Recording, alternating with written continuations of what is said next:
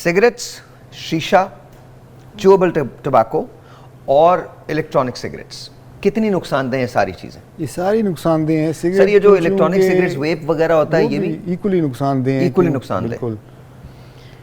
ये हार्ट की बीमारियां पैदा करती हैं, ब्लड प्रेशर पैदा करती हैं, साइकोलॉजिकल इलनेसेस भी पैदा करती हैं। ये सॉर्ट ऑफ डिपेंडेंसी हो जाती है इनके ऊपर और फिर इससे बंदा छूट नहीं सकता, इनसे जान छुड़ानी मुश्किल हो जाती है। तो ये एडिक्टिव होती है। हाँ जी बिल्कुल, उससे भी आदत एक बन गई, जो आदत होगी वो एडिक्शन बन जाती है। अच्छा डॉक्टर साहब मुझे बताइए, क्या इसको सिगरेट से, स्मोकिंग से, वेप से, शीशे से क्या स्किन डैमेज होती है? बिल्कुल होती है, क्योंकि जो स्मोक हम प्रोड्यूस कर रहे हैं with the help of these things, वो हमारी बॉडी के अंदर ऑक्सीडेंट्स के लेवल्स जो हैं वो कम कर देते हैं, एंटीऑक्सीडेंट्स के लेवल, और स्ट्रेस का जो एक रेडिकल्स रिलीज होते हैं उनको ज़्यादा कर देते हैं, जिसकी वजह से स्किन में एक्चुअली एजिंग फिनोमेना बड़ा तेज़ी से आ जाता है, रंगत के इशू बहुत तेज़ी से आ जाते हैं, फाइन लाइंस आ सकती हैं। इस पे तो पूरी स्टडीज़ कंडक्ट हुई हुई हैं, एक सन एक्सपोजर का और एक इस तरह एनवायरमेंटल पोल्यूशन यानी स्मोक और उससे रिलेटेड चीज़ें। तो ये हमारी स्किन को डैमेज डेफिनेटली करती है। एक चीज़ जो मैं ऐड करना चाहूँगी, आपने अभी बात की कि ये वाली आदतें, इसके अलावा गुटखा और छालिया जो मुंह के अंदर लोग रखते हैं, उससे मुंह का कैंसर होने का डर होता है। वो तो बहुत डेंजरस है, बहुत ज़्यादा डेंजरस है। और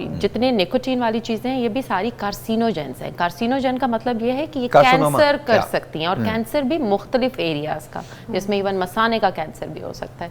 तो इसको ईजी या लाइट मत लें। छाती का कैंसर तो है ही है, लेकिन मैंने जानबूझ के मसाने का भी कैंसर का जिक्र किया। तो कार्सिनोजेंस जितने हैं वो स्पेशली स्मोकिंग से रिलेटेड, गुटखा, छालिया, पान, टबैको, ये सारी ये सब चीज़ें। अच्छा एक बात है डॉक्टर साहब, अभी मैं एक रिसर्च पढ़ रहा था जिसके अंदर कहा गया था कि आप हर रोज शावर ना लें, क्या ये दुरुस्त है? मतलब it was just difficult for me to.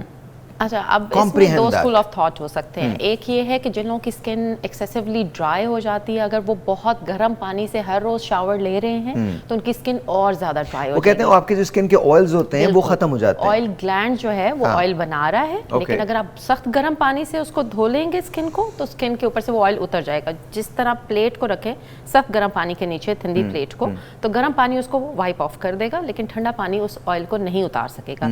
In the similar pattern, अगर हम नहा रहे हैं और ल्यूकवार्म वाटर से नहा रहे हैं, तो हमारी बॉडी के अंदर जो नेचुरली ऑयल बन रहा है वो बिल्कुल उसी तरह से रहेगा, बहुत ज़्यादा हम उसको स्ट्रिप ऑफ नहीं करेंगे।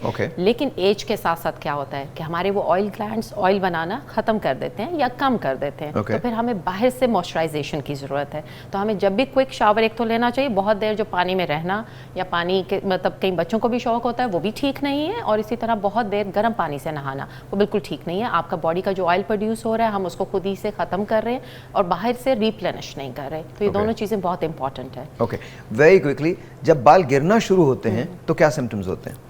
अच्छा, सबसे बड़ा सिम्टम ख़वातीन जिनके बाल लंबे हैं उनको तो अपना बाल फर्श पे बहुत नज़र आ जाएगा, फ्लोर पे आजकल जैसे सफ़ेद रंग का हमारा बहुत ज़्यादा कॉमन है फ्लोर, उस पर नज़र आना शुरू हो जाएगा। लेकिन ये कि जब कंघा करते हैं और कंघा करते हुए 100 बाल से ऊपर बाल अगर आपको लग रहा है कि फील हो रहा है, तो ये पहला सिम्टम है कि आपका बाल है गिर रहा है। उसके अलावा हमारा बाल अगर फ्रेजाइल हो रहा है, ड्राई हो रहा है, स्प्लिट एंड्स बन रहे हैं, तो इसका मतलब है हम बहुत केमिकल या हीट एक्सपोजर उसको दे रहे हैं। तो chemical in the form of dice, heat exposure हम ब्लो ड्राई और हेयर स्ट्रेटनर्स जो कर रहे होते हैं वो भी हमारे बालों को इक्वली डैमेज करता है। तो डाइस भी डैमेज करते हैं। और वैसे भी अगर आप हस्बैंड हैं तो ये बता रहा हूँ मैं आपको, बाल फर्श पे हो जाए, कॉलर पे नहीं आना चाहिए। आपकी सेहत के लिए बहुत ज़रूरी है। सर मैं कहूँगा कि जो गर्म पानी है ना, उसका इस्तेमाल सर पे और गर्दन पे कोशिश करें ना करें। सर पे और गर्दन पे ना करें, क्योंकि खासतौर गर्दन में जो शरियानें होती हैं, दे आर सुपरफिशियल, ऊपर होती हैं, आपको सबको नज़र भी आ रही होती हैं, ब्लड वेसल्स जा रही होती हैं, आ रही होती हैं, तो वो डैमेज हो सकती है। सर इतनी नॉलेज नहीं होती किसी को? नहीं, क्योंकि ऑब्वियस होती है। किसी आपने देखा सर जापान के अंदर मैंने देखा, सर ये मैं पूछ रहा हूँ आपसे, जापान के अंदर हमने देखा है कि वो बड़े बड़े ना ऐसे संतोष बने हुए होते हैं, उसके अंदर खोलते हुए पानी के अंदर वो बैठ जाते हैं वो, लेकिन सर और गर्दन ऊपर रखी होती है उन्होंने। कोशिश होती है कि क्योंकि ये एरिया तो उन्होंने रखा है तो गर्म पे तो डैमेज हो जाता है, तो इसमें ज़्यादा गर्म पानी सर और गर्दन पे नहीं डालना चाहिए। नहीं डालना चाहिए।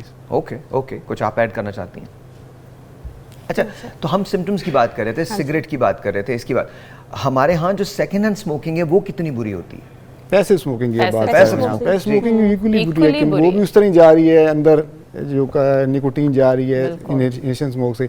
बल्कि पैसिव स्मोकिंग इसलिए भी बुरी है कि दूसरे पेशेंट के साथ जो भी आदमी बैठा हो, उसकी चांद अगर उसको कोई ब्रोंकाइटिस है या उसको सीओपीडी है तो वो भी आप पे ट्रांसमिट हो सकता है, निमोनिया हो सकता है, टीबी हो सकती है, तो वो तो ज़्यादा डैमेजिंग हो जाता है। जो स्मोकिंग कर रहा है तो वो खुद को भी डैमेज कर रहा है, अपने लंग्स को भी, अपनी स्किन, बाकी अपनी फैमिली और फ्रेंड्स को भी डैमेज कर रहा है। और सिर्फ लंग्स के कैंसर नहीं होते, इससे भाई खुराक की नाली के, फेफड़ों के, इसके हमारे मैदे के, जिगर के, हर किस्म के कैंसर इससे जो है ना स्मोकिंग की वजह से हो सकते हैं, सिर्फ लंग्स के नहीं होते। और दूसरी बात खास तौर पर और सिगरेट पी के फिर उनके फेफड़े इतने परमानेंटली डैमेज हो जाते हैं during end of the life, take 50s के अंदर जाके उनको जो है ना पे ऑक्सीजन डिपेंडेंसी आ जाती है, इरिवर्सिबल डैमेज हो जाता है। अच्छा, लेट्स टॉक अबाउट गुटखा, पान, छालिया एंड सिगरेट। ये कितनी प्रॉब्लमैटिक हो सकती है, इससे जो कैंसर होते हैं अक्सर मैंने देखा है कि यहाँ से लोगों की ये चीज़ें काट दी जाती हैं, ये चीज़ें काट दी जाती हैं, तो क्या हो सकता है सर इससे? बहुत डिसफिगरमेंट हो जाती है। आप देखेंगे किसी चेहरे पे किसी को कट लगा हो, यहाँ सारा डिस्टॉर्शन हो जाती है, उसका चेहरा ही सही नहीं नज़र आता, सही उसकी शेप ही ख़राब हो जाती है, और फिर वो इसका प्रोग्नोसिस अच्छा नहीं है। ये फिर भी they are very terminal illness करते हैं, पेशेंट की डेथ की स्टेजेस जल्दी एडवांस करती हैं, फिर इनका इलाज फिर ऑपरेशन से भी नहीं होता, फिर इनको शुआएं लगती हैं, फिर जो शुआएं होती हैं वो फर्दर वो भी नुकसानदेह होती हैं, तो इलाज भी मुश्किल हो जाता है उनका। इसमें प्रिवेंशन जो है ज़्यादा बेहतर है, प्रिवेंशन का फायदा है। एक दफ़ा हो जाए तो फिर उसका इलाज जो है वो डिसफिगरमेंट कॉज करता है, चेहरे की जो उसकी बनावट है सारी मस्क हो जाती है, निकल जाती है। बिल्कुल। तो आप इससे पहले कि खुदा न करे आप किसी कार्सिनोमा का शिकार हों, प्लीज़ मेक श्योर करें कि आप ये सिगरेट, छालिया, पान, गुटखा ये बिल्कुल नहीं खाएं। मैं आपको मिसाल देता हूँ, मेरे ड्राइवर साहब हैं लासी, राजा, ये दोनों गुटखे का इस्तेमाल करते थे। जब से ये मेरे पास आए हैं इन्होंने बंद कर दिया। पिछले मेरे ख्याल में 16 साल हो गए, 16 साल से उन्होंने बंद किया हुआ है, एंड अल्हम्दुलिल्लाह दे आर एब्सोल्युटली फाइन। और इसमें एक और चीज़ है कि ये ज़ुबान का कैंसर बड़ा करते हैं, और ज़ुबान का कैंसर जो है वो उसके आप खुद सोचते थे कि ज़ुबान इंसान की अगर कैंसर का शिकार हो गई है तो वो तो किसी काम का नहीं रहता मतलब, और वो फैलता बड़ी जल्दी है। और खुदा न करे फिर क्या ज़बान को काटना पड़ता है, निकालना काटने से फ़र्क नहीं पड़ता ना, क्योंकि ऑलरेडी डैमेज फैल चुका होता है कि वो काटने से फ़र्क नहीं पड़ेगा, काटने से फ़र्क नहीं पड़ेगा, तो क्योंकि ज़ुबान छोटा सा तो ऑर्गन है, तो उसको कितना काटेंगे, बाकी तो फैला हुआ होगा। तो फिर उसके बाद क्या होता है? फिर उसके बाद तो यही है कि डेथ।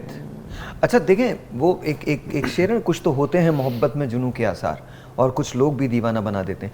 तो प्लीज़ अंडरस्टैंड करें कि ये बात बिल्कुल दुरुस्त है कि आनी को कोई नहीं टाल सकता, लेकिन खुदा का वास्ता अपनी सेहत आपकी जिम्मेदारी है, इस पे अगर आपने एक्ट नहीं किया तो दुनिया में कोई एक्ट नहीं करेगा। तो फाइनल हेल्थ टिप कोई देना चाहती हैं आप लोगों को? फाइनल हेल्थ टिप में सबसे पहले हमारी डाइट मॉडिफिकेशंस हैं, लाइफस्टाइल मॉडिफिकेशंस हैं। अपनी डाइट अच्छी रखें, सब्जियां और फलों का इस्तेमाल ज़्यादा करें, डेली वॉक करें, अपनी थोड़ी एक्सरसाइज की रूटीन बनाएं, पानी का इस्तेमाल ज़्यादा करें। ये मैं बेसिक ये चीज़ करेंगे सर जी। इसमें है कि मेन चीज़ है कि खाना कम करें, जितनी भूख है उससे कम करें, और इससे काफ़ी हद तक बीमारियां कम हो जाएंगी। प्लस रेगुलर एक्सरसाइज जैसे बताया गया, वॉक करें, बीमारियां कम हो जाएंगी, इकोनॉमी अच्छी हो जाएगी, सब कुछ गरीबों को मिल जाएगा, सर बरकतें आ जाएंगी इसमें, मुल्क में, लोगों की जिंदगियों में। तो खाना कम रखें और वॉक करें, मल्टीपल पोर्शंस ले रहे हैं, और आपस में एक दूसरे से अच्छा सलूक रखें, हमदर्दी रखें, इंसान को इंसान समझें, ये न समझें मेरे से कम है तो ये यूजलेस आदमी है। बिल्कुल सही। हर इंसान की कदर करें।